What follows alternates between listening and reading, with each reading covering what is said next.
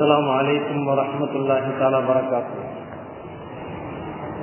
وبسملا محمدا مسليا مسلما نحمده ونستعينه ونستغفره ونؤمن به ونتوكل عليه. نعوذ بالله من شرور أنفسنا ومن سيئات أعمالنا. من يهده الله فلا مضل له ومن يضلله فلا هادي له.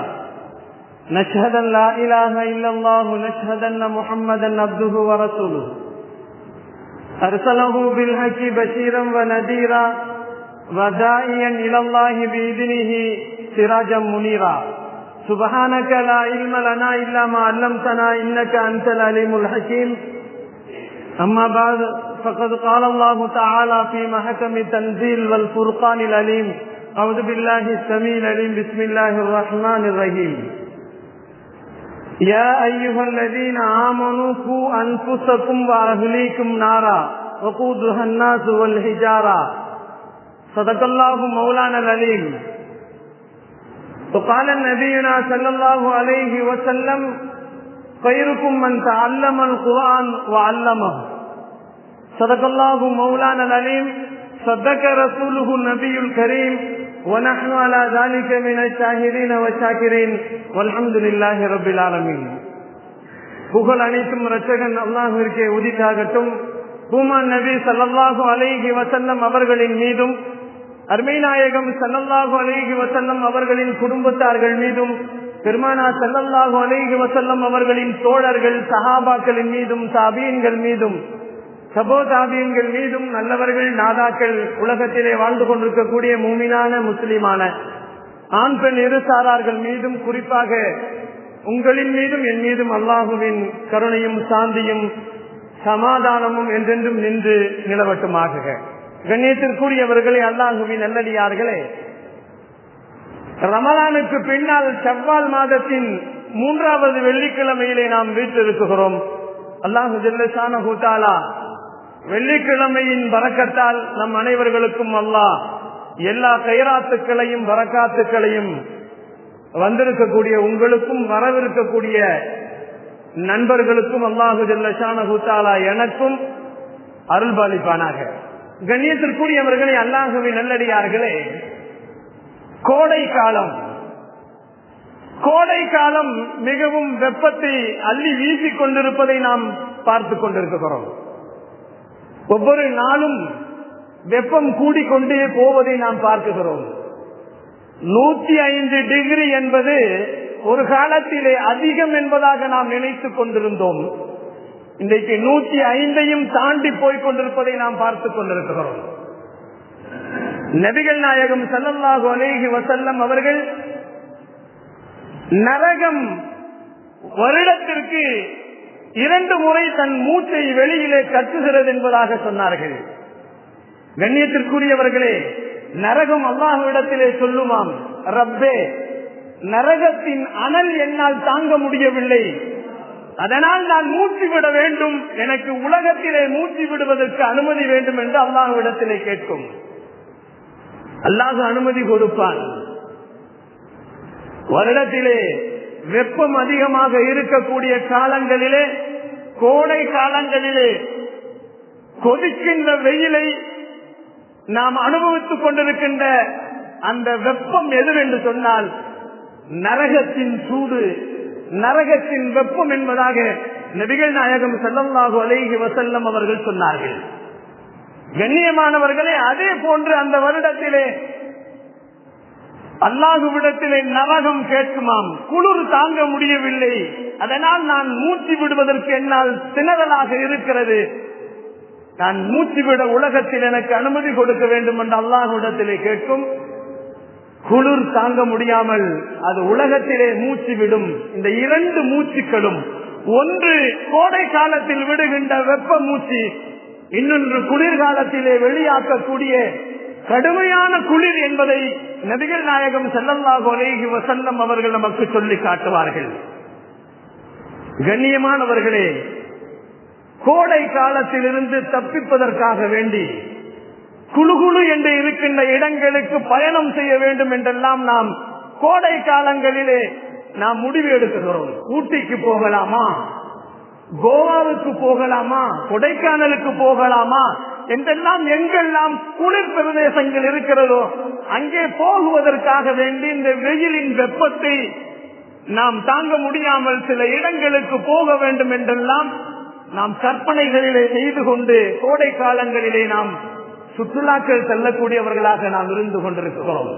அதைவிடவும் சொல்ல போனால் வெப்பம் தாங்க முடியாததின் காரணத்தினால் வாகனத்திலே ஏசிகளும், பள்ளிவாசல்களிலே ஏசிகளும், வீடுகளிலே ஏசிகளும் இந்த வெப்பங்களை விட்டும் நம்மை தற்காத்துக் கொள்வதற்காக வேண்டி நாம் நிறைய சாதனங்களை கொண்டு பயன்படுத்தி வெப்பங்களிலிருந்து விடைபெறுவதற்கு முயற்சிக்கிறோம்.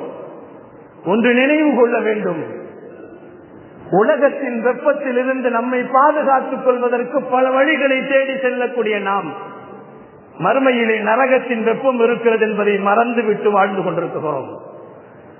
மறுமையிலே இருக்கின்ற அந்த நரகத்தின் நெருப்பு, அதனுடைய வெப்பம், அதனுடைய ஜுவாலை, அதனுடைய குகை, இவைகளை விட்டெல்லாம் நாம் பாதுகாப்பு பெற வேண்டும் என்று எதை நாம் தயாரித்து வைத்திருக்கிறோம் என்பதை ஒரு கணம் சிந்தித்து பார்க்க வேண்டும். கண்ணியமானவர்களே, அல்லாஹுவின் நல்லடியார்களே, வாழும் காலங்களிலேயே திட்டமிட்டு வாழ வேண்டும். வீடு கட்டும் பொழுதே ஏசி போட வேண்டும் என்று திட்டமிடுகிறோம் அல்லவா? கார் வாங்கும் பொழுதே, வாகனங்கள் வாங்கும் பொழுதே ஏசிகளை பயன்படுத்த வேண்டும் என்று நாம் முயற்சி செய்கிறோம். அதற்குண்டான செலவுகளுக்காக வேண்டி நாம் முயற்சி எடுக்கிறோம் அல்லவா? வாழ்ந்து முடித்ததற்கு பின்னால் மறுமை ஒன்று இருக்கிறது என்பதை நினைத்து பார்க்காமல் மறுமையிலே நாம் குழுகுழு என்று சுவனத்திற்குள்ளே போக வேண்டும் என்றால் என்ன செய்ய வேண்டும் என்பதையும் நாம் இந்த உலகத்திலே சிந்திக்க கடமைப்பட்டிருக்கிறோம்.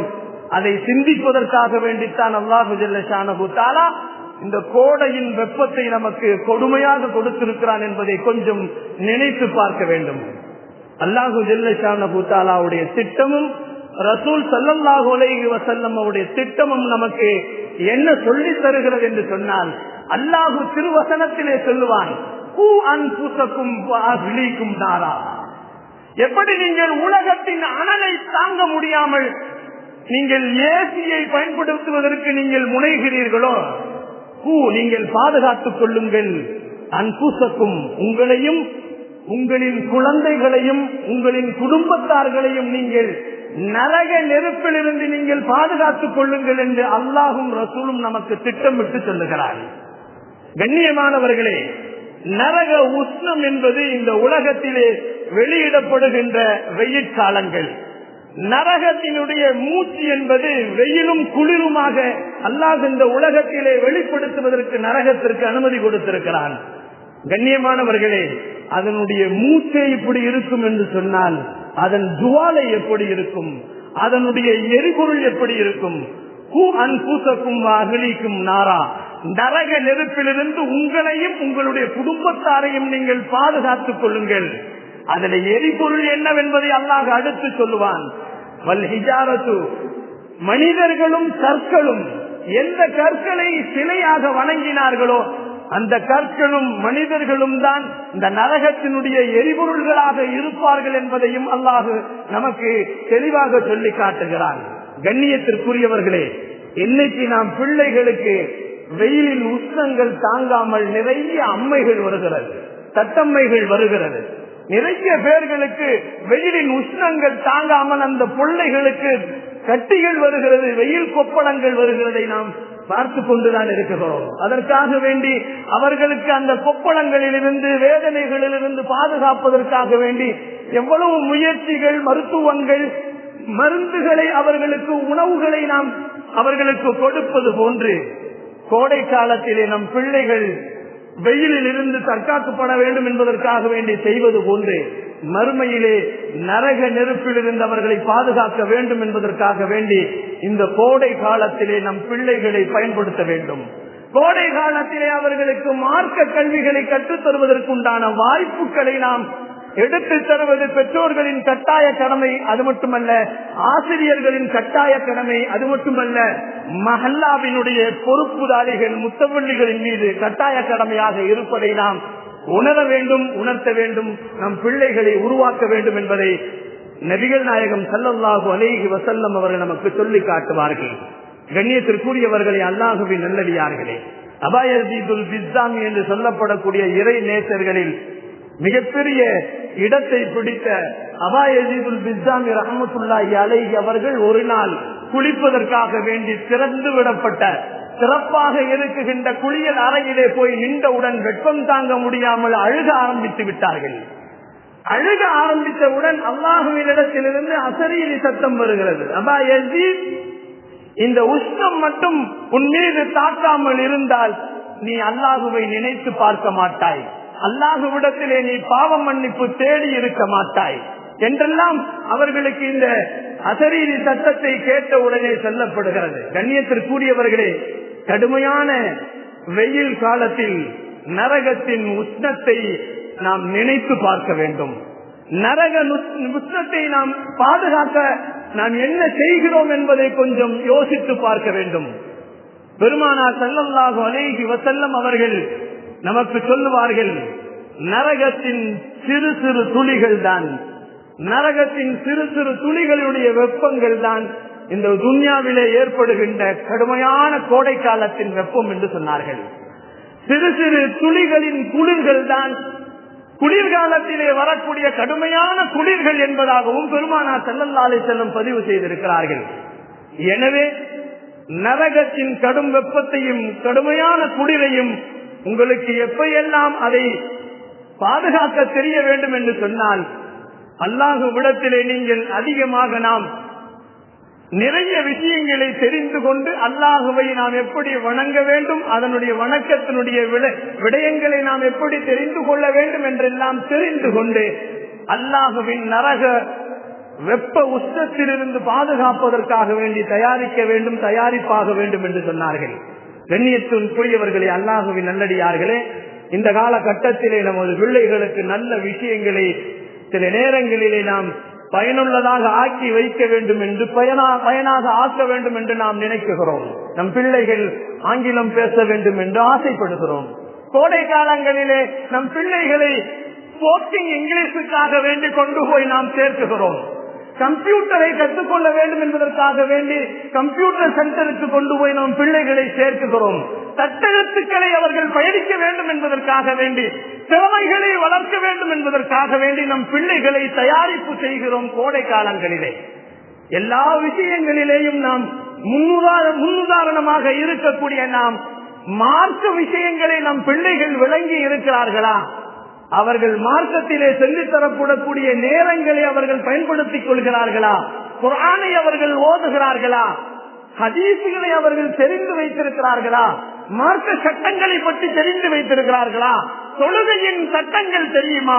தொழுகையிலே எது ஃபர்த் என்று தெரியுமா? தொழுகையிலே எது நஃபில் என்று தெரியுமா? தொழுகையிலே எது முறிக்கும் என்று தெரியுமா? நோன்பு எது என்று தெரியுமா? நோன்பிலே ஃபர்லானது எது என்று தெரியுமா? இவைகளை எல்லாம் ஒரு காலம் நாம் சிந்தித்து பார்க்க வேண்டும் என்பதற்காக வேண்டித்தான் கோடை கால கல்வி என்பதாக முகாம்களை ஒவ்வொரு பள்ளிகளிலேயும் ஏற்பாடு செய்யப்பட்டு நடத்தி கொண்டிருக்கிறார்கள். நமது பிள்ளைகளை, அவர்களின் நேரங்களை நல்ல விஷயத்திற்காக நாம் பயன்படுத்தினால் நல்லவர்களாக மாறி போவார்கள்.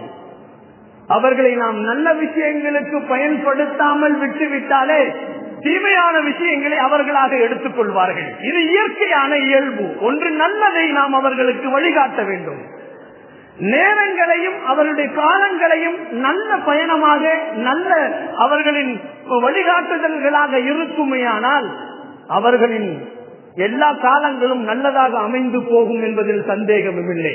ஆனால் அவர்களுக்கு நாம் நல்ல வழியை காட்டாவிட்டால் தானாகவே அவர்கள் தீய வழியின் பக்கமாக சென்று விடுவார்கள் என்பதில் எந்த சந்தேகமும் இல்லை. காரணம் என்னவென்று சொன்னால், நம் பிள்ளைகள் எல்லாம் தீய வழியிலே செல்வதற்குண்டான சாதனங்கள் நம் கையிலேயே தான் இருக்கிறது. நம் பிள்ளைகளை நாம் கெட்டு போவதற்கு, குட்டிச்சவராக போவதற்கு, எல்லா பிள்ளைகளும் வீணாக போவதற்கு நம் கையிலே நிறைய சாதனங்களை வைத்திருக்கிறோம். அதனால் நம் பிள்ளைகள் கெட்டு போவதற்கு வெகு சீக்கிரமாக முனைந்து விடுவார்கள் என்பதைத்தான் உங்களுக்கு நான் நினைவுபடுத்துகிறேன். அதனால் தான் பெருமானார் ஸல்லல்லாஹு அலைஹி வஸல்லம் அவர்கள் நமக்கு சொன்னார்கள், நம் பிள்ளைகளின் நேரங்களை நன்மையின் பக்கம் வழிகாட்டுதலாக இருக்க வேண்டும். இமாம் ஷாஃபி ரஹ்மத்துல்லாஹி அலைஹி அவர்கள் இந்த கருத்தை ஒத்துத்தான் சொல்லுவார்கள். ஒரு மனிதன் காலை நேரத்திலே மதரசாவிலே சென்று ஒரு 100 ஆயத்துக்களை, குர்ஆனுடைய 100 வசனங்களை ஒரு மனிதன் ஒரு ஆயத்தை ஓதுவானையானால் அவன் 100 ரக்காத்து தொழுவதற்கு சமம் என்று சொன்னார்கள் இமாம் ஷாஃபி ரஹ்மத்துல்லாஹி அலைஹி அவர்கள். இதிலே வயது வரம்புகள் எதுவும் இல்லை. இன்னைக்கு நம்ம படிக்கணும்னு சொன்னா, காலேஜுக்கு போகணும்னா ஒரு வயசு இருக்கு, 10ஆம் கிளாஸ் படிக்கணும்னா ஒரு வயசு இருக்கு. அந்த வயசு கம்மியா இருந்த பரீட்சை எழுத முடியாது. இவைகளெல்லாம் நாம் உலக கல்விகளிலே வயதுகள் வரம்புகள் இருக்கிறது. ஆனால் நபிகள் நாயகம் ஸல்லல்லாஹு அலைஹி வஸல்லம் அவர்கள் சொன்னார்கள், இந்த மார்க்க கல்வியை கற்றுக்கொள்வதற்கு தொட்டில் பருவத்தில் இருந்து கபருக்கு செல்லும் வரை உங்களுக்கு படிப்பதற்கு அனுமதி இருக்கிறது என்பதாக சொன்னார்கள். ஹஜ்ரத் அலி ரலியல்லாஹு தஆலா அவர்கள் கூறுவார்கள், ஒருவர் வந்து அலி ரலியல்லாஹு இடத்திலே கேட்பார்கள், எனக்கு மரணத்தினுடைய அறிகுறிகள் எல்லாம் தெரிந்து விட்டது என்று சொன்ன உடனே அலி ரலியல்லாஹு சொல்வார்கள், இது எல்லோருக்கும் வர வேண்டியதுதான். எல்லோருக்கும் மரண தருவாயிலே அவர்களின் மரணத்தின் நினைவுகள் வருவதற்கு, அறிகுறிகள் வருவது இயற்கையானது தானே என்பதாக சொன்னார்கள். அப்பொழுது அந்த மனிதர் கேட்டார், இந்த நேரத்தில் நான் என்ன செய்ய வேண்டும்? மரண தருவாய் எனக்கு நெருங்கி விட்டது, இந்த நேரத்தில் நான் என்ன செய்ய வேண்டும் என்று கேட்கின்ற நேரத்திலே அலி ரலியல்லாஹு சொன்னார்கள், நீங்கள் கல்வியை கற்றுக்கொள்ளுங்கள் என்று சொன்னார்கள். கண்ணியத்திற்குரியவர்களே, கல்வி கற்றுக்கொள்வதற்கு வயது வரம்புகள் எதுவும் இல்லை. ஆனால் மார்க்கத்திலே நாம் என்ன கற்றுக்கொண்டு வைத்திருக்கிறோம் என்பதை மட்டும் கொஞ்சம் சிந்தித்து பார்க்க வேண்டும். நாம் தொழுகிறோம், நோன்பு வைத்துகிறோம், ஹஜ் செய்கிறோம், ஜகாத்து கொடுக்குகிறோம், எல்லா விதமான அமல்களையும் செய்கிறோம். இவைகளில் எதிலே நாம் பரிபூர்ணமாக தெரிந்து வைத்திருக்கிறோம்? தொழுகையிலே எதை விட்டால் குற்றம் என்பதை தெரிந்து வைத்திருக்கிறோமா? ஒழுவிலே எதை விட்டால் ஒழு கூடாது என்று தெரிந்திருக்கிறோமா? ஜகாத்தை எப்படி கொடுக்க வேண்டும் என்று முழுமையாக தெரிந்து வைத்திருக்கிறோமா? ஹஜ் செய்யக்கூடிய கடமை எப்படி செய்ய வேண்டும் என்பதை பற்றி நாம் ஒன்றாவது தெரிந்து வைத்திருக்கிறோமா என்று பார்த்தால் இவைகளில் எல்லாம் நாம் ஜீரோவாகத்தான் இருக்கிறோம். கண்ணியத்திற்குரியவர்களே, அல்லாஹ்வின் நல்லடியார்களே, நபிகள் நாயகம் ஸல்லல்லாஹு அலைஹி வஸல்லம் அவர்கள் நமக்கு சொல்லிக் கொடுக்கக்கூடிய A to Z, ஆரம்பத்திலிருந்து கடைசி வரை, அவன் கலிமாவில் இருந்து அவன் ஹஜ் வரை, அதுபோன்ற உலகத்திலே எல்லா காரியங்களையும் நபிகள் நாயகம் ஸல்லல்லாஹு அலைஹி வஸல்லம் சொல்லி தந்திருக்கிறார்கள். காலை எழும் பொழுது என்ன செய்ய வேண்டும், சிறுநீர் கழிப்பது எப்படி கழிக்க வேண்டும், உணவு உட்கொள்வது எப்படி உட்கொள்ள வேண்டும், தூங்குவது எப்படி தூங்க வேண்டும், அடுத்தவரிடத்தில் எப்படி பேச வேண்டும், எப்படி நடக்க வேண்டும், எப்படி நாம் பேச வேண்டும், எப்படியெல்லாம் நாம் உணவு உட்கொள்ள வேண்டும் என்றெல்லாம் எல்லா விதமான அற்புதமான பண்புகளையும் கலாச்சாரங்களையும் நபிகள் நாயகம் ஸல்லல்லாஹு அலைஹி வஸல்லம் அவர்கள் நமக்கு நிறைய கொடுத்திருக்கிறார்கள். அவைகளிலே நாம் அனைத்தையுமே கற்றவர்களாக இல்லை. கண்ணியமானவர்களே, நிறைய பேர்கள் குர்ஆனை ஓதாமலேயே மரணித்து போனவர்கள் இருக்கிறார்கள். குர்ஆனை வாழ்க்கையிலே தொட்டு பார்க்காமலே இறந்து போனவர்கள் இருக்கிறார்கள். குர்ஆன் என்றால் என்னவென்றே தெரியாத முஸ்லிம்கள், கலிமாவை சொன்னவர்கள் இறந்து போயிருக்கிறார்கள். நாம் பார்த்து கொண்டிருக்கிறோம். இன்றைக்கு கூட எத்தனை முறை நாம் குர்ஆனை பார்த்துகிறோம், குர்ஆனை ஓதுகிறோம்.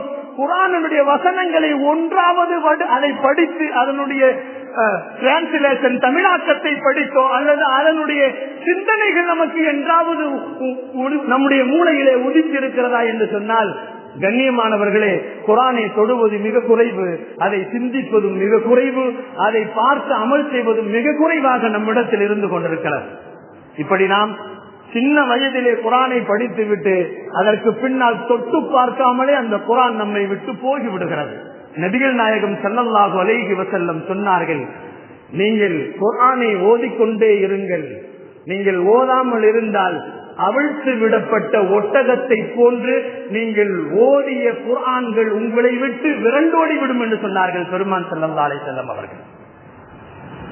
ஒட்டகத்தை விட மிக வேகமாக மறந்துவிடும் உங்களுக்கு. நபிகள் நாயகம் ஸல்லல்லாஹு அலைஹி வஸல்லம் அவர்கள் இதைத்தான் சொன்னார்கள். அதனால் நம் பிள்ளைகள் மட்டுமல்ல, வயதுக்கு வந்தவர்கள் மட்டுமல்ல, வயதானவர்கள் கூட இந்த கோடை காலத்திலே தங்களுடைய ஓதி மறந்த அந்த குர்ஆனை திரும்பவும் அவர்கள் ரினிவில் பண்ணுவதற்குண்டான வாய்ப்புகள் இருக்கிறது என்பதை உங்களுக்கு நினைவுபடுத்துகிறேன். கண்ணியத்திற்குரியவர்களே, நபிகள் நாயகம் ஸல்லல்லாஹு அலைஹி வஸல்லம் அவர்கள் சொன்னார்கள், ஒரு மனிதன் குர்ஆனை ஓதி மறந்து விட்டால் மறுமையிலே அவன் குஷ்டரோகனாக எழுப்பப்படுவான் என்று நபிகள் நாயகம் ஸல்லல்லாஹு அலைஹி வஸல்லம் நமக்கு சொல்லி தந்திருக்கிறார்கள். கண்ணியமானவர்களே, அல்லாஹுவின் நல்லடியார்களே, வாழ்க்கையிலே பணங்காசுகளை சம்பாதிப்பது மிக லேசு. ஆனால் கல்வி என்ற மிகப்பெரிய செல்வத்தை நாம் சம்பாதிப்பது மிக சிரமம் என்பதாக நாம் நினைத்துக் கொண்டிருக்கிறோம். இல்லை, நபிகள் நாயகம் ஸல்லல்லாஹு அலைஹி வஸல்லம் நமக்கு சொல்லுவார்கள், ஒரு காலத்தில் ஒரு ஹதீஸை நாம் பெற வேண்டும் என்று சொன்னால் மதீனாவிலிருந்து சீனாவிற்கு போக வேண்டும். சீனா தேசம் சென்றாவது சீர்கல்விகளை கற்றுக்கொள்ளுங்கள் என்று நபிகள் நாயகம் ஹதீஸிலேயே சொல்வார்கள். சீனாவுக்கு போனால்தான் ஹதீஸுகள் தெரியும் என்பதாக இருந்த காலங்கள் எல்லாம் போய் இன்னைக்கு கையிலே வைத்திருக்கின்ற மொபைலிலே உங்களுக்கு என்ன ஹதீஸ் வேண்டுமோ, என்ன வேண்டுமோ, என்ன ஆயத்துக்கள் வேண்டுமோ, என்ன கருத்துக்கள் வேண்டுமோ எல்லாம் நம் கரங்களிலே கொடுக்கப்பட்டிருக்கிறது. உலகத்தையே நம் கையிலே கொண்டு சுருக்கி கொடுக்கப்பட்ட உள்ளங்கை நடமாடும் மொபைலை நாம் வைத்திருக்கிறோம் அல்லவா? ஒரு காலமாவது ஒரு ஆயத்தாவது நாம் சிந்தித்திருப்போமா? நண்பர்களின் மெசேஜ்களை படிக்கின்ற நாம் அல்லாஹுவின் மெசேஜ்களுக்கு மரியாதை கொடுப்பதில்லை. அல்லாஹு நமக்கு அனுப்பிய மெசேஜ்கள் தான் குர்ஆன். அல்லாஹு நமக்கு அனுப்பிய மிகப்பெரிய குறுஞ்செய்திகள் மட்டுமல்ல, பெருஞ்செய்திகளையும் அல்லாஹு ஜல்ல ஷானஹு தஆலா இந்த குர்ஆனை நமக்கு அல்லாஹு தஆலா அற்புதமாக கொடுத்திருக்கிறார். அப்படி அற்புதமாக கொடுத்த இந்த குர்ஆனுடைய கல்வியை நாம் கொஞ்சம் ஊதாசீனம் படுத்திக் கொண்டு இந்த உலகத்திலே நாம் வாழ்ந்து கொண்டிருந்தால் நம் வாழ்க்கையிலே வெற்றி பெற முடியாது, மறுமையிலும் நாம் வெற்றி பெற முடியாது. தோல்வியை சந்திக்கின்ற ஒரு மிகப்பெரிய நஷ்டத்தை நாம் எதிர்பார்த்துக் கொண்டிருக்கிறோம். அன்றிருக்கினியவர்களே, அல்லாஹுவின் நல்லடியார்களே, அல்லாஹுவினுடைய மிகப்பெரிய பொக்கிஷம் தான் இந்த குர்ஆன். இந்த குர்ஆனை நாம் சரியான முறையிலே அதை பயன்படுத்தி அதன் மூலமாக நம் பிள்ளைகளையும் கொண்டு போகக்கூடிய அற்புதமான ஒரு நேரம் நமக்கு இந்த கோடை காலங்களாக இருக்கின்றது. நபிகள் நாயகம் ஸல்லல்லாஹு அலைஹி வஸல்லம் சொல்வார்கள், என்னுடைய உம்மத்துமார்களின் அமல்கள் எடுத்து காட்டப்படும், என்னுடைய உம்மத்தே முஹம்மதியாக்களின் அமல்கள் எடுத்து காட்டப்படும். அதிலே நான் மிக சிறப்பானதை நான் பார்க்குகின்றேன். அது என்னவென்று சொன்னால், அவர் மஸ்ஜிதிலே அவர் அதிகமாக உட்கார்ந்து கொண்டிருப்பதையும் பள்ளிவாசலிலே உட்கார்ந்து கொண்டு குர்ஆனை ஓதக்கூடிய விஷயங்களையும் நான் பார்த்தேன் என்பதாக நபிகள் நாயகம் ஸல்லல்லாஹு அலைஹி வஸல்லம் சொன்னார்கள். என் உம்மத்திலேயே நன்மைகள் எடுத்து காட்டப்படும். அந்த நன்மையிலே மிக சிறந்தது நான் பார்க்கிறேன். அது என்னவென்றால், அவன் மஸ்ஜிதிலே அவன் அல்லாஹுவை நினைக்கக்கூடிய ஒரு மனிதனாக மஸ்ஜிதிலே தங்கி இருப்பதை நான் பார்க்கிறேன் என்று சொன்னார்கள். என் உம்மத்துகளிலே அமல்களிலே தீமைகளை எடுத்து காட்டப்படும். அந்த தீமைகளிலே எது என்று நான் பார்க்கின்ற நேரத்திலே ஒரு குர்ஆனுடைய வசனங்களை மனனம் செய்து அதை மறந்தவர்களில் யார் இருக்கிறார்களோ அவர்கள் தான் மிக தீயவர்கள் என்பதை நான் பார்க்கிறேன் என்பதாக நபிகள் நாயகம் ஸல்லல்லாஹு அலைஹி வஸல்லம் சொன்னார்கள். முஸ்லிம்களுக்கு ஏற்படுகின்ற சோதனைகளுக்கு இரண்டு காரணங்கள். இன்றைக்கு முஸ்லிம்களுக்கு தோல்விகள், சோதனைகள், நிறைய கஷ்டங்கள் ஏற்படுவதற்கு இரண்டு காரணங்கள் இருக்கிறது. ஒன்று, ஒற்றுமையின்மை. அதனால்தான் எல்லா விதங்களிலும் தோற்று போய்கொண்டே இருக்கிறோம். எல்லா தேர்தல்களிலும் நாம் தோற்று போவதற்கு ஒற்றுமையின்மை தான் காரணம். நபிகள் நாயகம் ஸல்லல்லாஹு அலைஹி வஸல்லம் சொன்னார்கள், இந்த உம்மத்துகள் தோற்று போவதற்கு இரண்டு காரணங்கள். ஒன்று, அவர்கள் ஒற்றுமை இல்லாமல் இருப்பது. இன்னொன்று, அவர்கள் குர்ஆனோடு தொடர்பில்லாமல் இருப்பது என்று சொன்னார்கள் பெருமான் ஸல்லல்லாஹு அலைஹி வஸல்லம் அவர்கள். பணங்காசுகளை பரக்கத்து பெற வேண்டும் என்று நாம் நினைக்கக்கூடியவர்கள் குர்ஆனின் மூலமாக பரக்கத்து பெற வேண்டும் என்பதை நாம் நினைப்பதில்லை. அபூ தல்ஹா ரலியல்லாஹு வெளியூருக்கு சென்றிருப்பார்கள். அவர்களுடைய மகனார் தந்தை வெளியூருக்கு போயிருக்கின்ற நேரத்திலே மகனார் இறந்து போவார். அவர் ஊருக்கு வந்த பின்னால் மனைவி என்ன செய்வார்கள், தன்னுடைய பிள்ளை இறந்து போன விஷயத்தை கணவனிடத்திலே சொல்ல மாட்டார்கள், மறைத்து வைத்திருப்பார்கள். இப்படி மறைத்து வைத்து அவர்கள் என்ன செய்வார்கள் என்று சொன்னால், தன்னுடைய குழந்தை இறந்து போன விஷயத்தை கணவனிடத்தில் சொன்னால் கவலைப்படுவார்கள் என்று யாரும் சொல்லக்கூடாது என்றெல்லாம் சொல்லி வைத்து கணவன் வந்தவுடன் கணவனிடத்திலே இன்முகமாக நடந்து கொண்டு நீண்ட காலங்கள் தன்னை விட்டு பிரிந்த அந்த கணவனுக்கு அவனுக்கு செய்ய வேண்டிய அனைத்து விதமான சந்தோஷங்களையும் அன்று இரவும் கூட அவன் அந்த கணவனிடத்திலே அவர்கள் உறவுகளை கொண்டு சந்தோஷப்படுத்திவிட்டு காலையிலே எழுந்து அவர்கள் நிம்மதியாக இருக்கின்ற நேரத்திலே மகனை பற்றி கேட்பார். மகன் எங்கே என்று கேட்பார். அபூ தல்ஹா, உம்மு சுலைம் அவர்கள் சொல்லுவார்கள், அவர் நிம்மதியாக தூங்கிக் கொண்டிருக்கிறார். கடைசியாக ஒரு விஷயத்தை அந்த பெண்மணி சொல்லுவார்கள், ஒரு மனிதன் ஒரு அமானிதமான பொருளை நம்மிடத்தில் கொடுத்திருக்கிறான். அந்த அமானிதமான பொருளை அவன் கேட்கிறான், என்ன செய்ய முடியும் என்று கேட்டார்கள். அப்பொழுதுதான் அபூ தல்ஹா சொன்னார்கள், ஒரு மனிதன் நம்மிடத்தில் அமானித பொருளை கொடுத்தால் அதை திரும்பி கொடுப்பதுதான் நியாயம். அதுதான் இஸ்லாத்தின் அடிப்படை. அதுபோன்றுதான் அல்லாஹ் நமக்கு அமானிதமாக ஒரு ஆண் குழந்தையை கொடுத்தான். அந்த குழந்தை இறந்து போய்விட்டது, அதை அல்லாஹ்விடத்திலே நான் ஒப்படைத்து அதை அடக்கம் பண்ணிவிட்டேன் என்ற விஷயத்தை சொன்ன உடனே அபூ தல்ஹா அழுது துடித்தார்கள். என் பிள்ளை இறந்து போனதை நான் வந்தவுடன் அந்த செய்தியை நீ சொல்லவில்லையே, நான் உன்னோடு உறவு கொள்ளும் அளவிற்கு நான் சந்தோஷமாக இருந்து விட்டேனே, துக்கமாக இருக்கின்ற நேரத்தில் சந்தோஷமாக இருந்து விட்டேனே என்று வேதனையை தெரிவித்து 2 பேர்களும் பெருமானாரிடத்திலே சென்றார்கள். எனக்கு மனம் உறுத்தலாக இருக்கிறது நாயகமே, என் பிள்ளை இறந்து போன செய்தியை மிக லேட்டாக தாமதமாக என்னிடத்தில் சொல்லியதால் மிகவும் கஷ்டமாக இருக்கிறது நாயகமே என்று சொன்ன உடனே அருமைநாயகம் ஸல்லல்லாஹு அலைஹி வஸல்லம் அபூ தல்ஹாவை பார்த்து சொன்னார்கள், இன்றைய தினத்திலே நீங்கள் ஒன்று கூடிய உங்களுடைய உறவுகளிலே அல்லாஹ் பரக்கத்து செய்வான் என்று துஆ செய்தார்கள். நபிகள் நாயகம் ஸல்லல்லாஹு அலைஹி வஸல்லம் துஆ செய்ததற்கு பின்னால் நீண்ட மாதங்களுக்கு பின்னால் பெருமானாரோடு அவர்களும் அபூ தல்ஹாவும் உம்மு சுலைமும் பயணம் செய்கிறார்கள். அப்படி பயணம் செய்கின்ற நேரத்திலே மதீனாவிற்கு நெருக்கமாக வருகின்ற நேரத்தில் உம்மு சுலைமுக்கு இடுப்பு வலி வந்து விடுகிறது, குழந்தை வலி வந்து விடுகிறது, பிரசவ வலி வந்து விடுகிறது. நபிகள் நாயகம் ஸல்லல்லாஹு அலைஹி வஸல்லம் அவர்களோடு மதீனாவிற்கு நுழைந்த பின்னால் ஒரு ஆண் குழந்தை அழகாக பிறந்தது.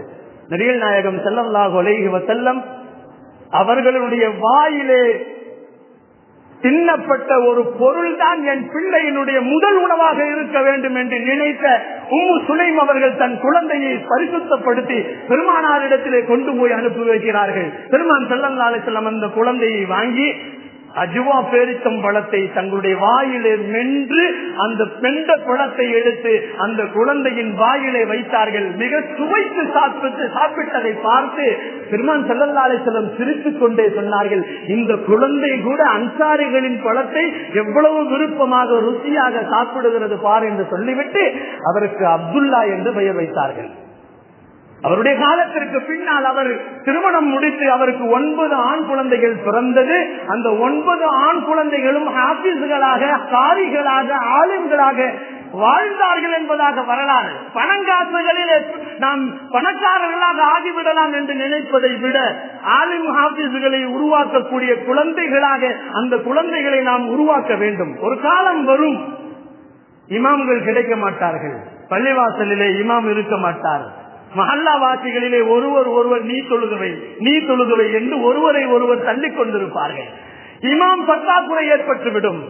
இன்றைக்கு சூழல்கள் எப்படி போய்கொண்டிருக்கிறது என்று சொன்னால், உலகத்தின் ஆசையில் அதிகமாக திளைத்து போனதின் காரணமாக நம் பிள்ளைகளை ஆலிம்களுக்கும் ஹாஃபிஸ்களுக்கும் படிக்க வைப்பதே இல்லை. ஏதோ கொஞ்சம் சம்பளங்களை வாங்கிக் கொண்டு அவர்களுடைய வாழ்க்கைகளை நடத்த முடியாது என்ற ஒரு அற்பமான ஒரு எண்ணத்திலே இன்றைய பெற்றோர்கள் இருப்பதின் காரணமாகத்தான் ஆலிம்களும் ஹாஃபிஸ்களும் உருவாவதற்கு அது தடையாக இருந்து கொண்டிருக்கிறது.